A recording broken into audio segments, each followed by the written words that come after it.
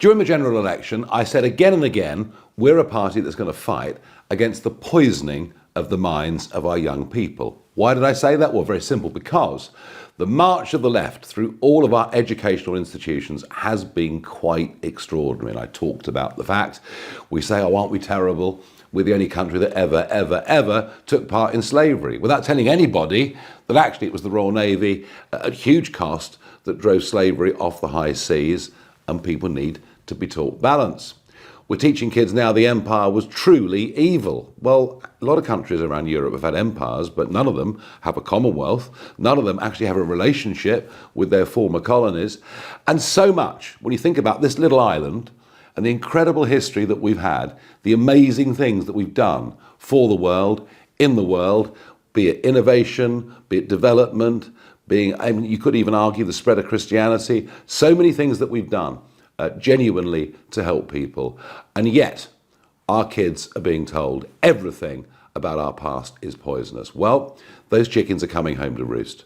The British Social Attitude Survey, in its 41st year, shows that in 2013, when people in Britain were asked, are you proud or very proud of Britain's history, 86% said yes. That has now fallen to 64%, and in the under 25s, it's down below 40%. 60% of our youngsters now have no respect or love for this country's history.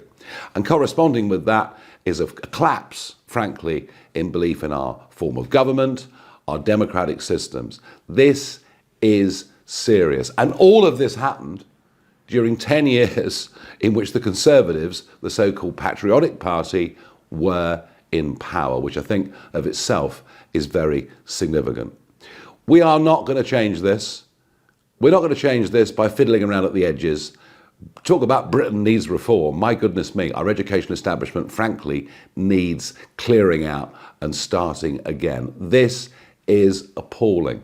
And if you tell people the country is awful, that it stands for bad things, well, why should they respect the rule of law? Why should they have any respect for law and order? This is part of societal decline. It's part of social decline. It's something we should be deeply worried about.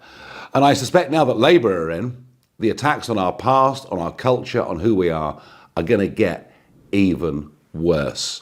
So folks, just think about it.